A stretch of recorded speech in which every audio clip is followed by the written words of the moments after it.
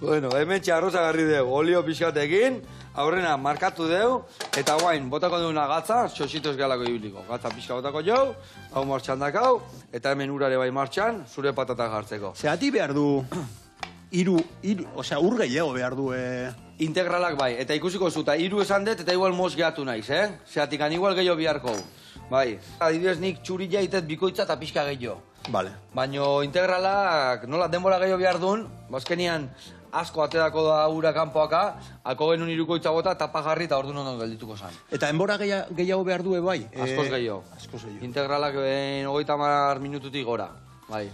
Eta hori, zer da, almidoiaren historia edo... Hori da, virgina daulako, grano osua daulako, eta orduan daka sala, salbaua, gogorrago da, eta zun bestia zuzenian ja almidoira jute zaio. Eta orduan sal horrek nik usten dut iten diola geruza bezala, eta gehiago kostatzezago biguntzia.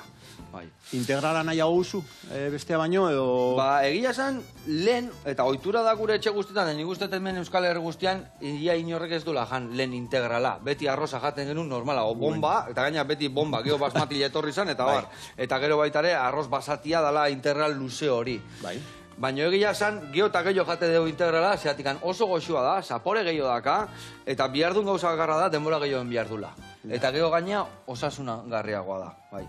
Osea, alde zuen neurrian, integralai eman.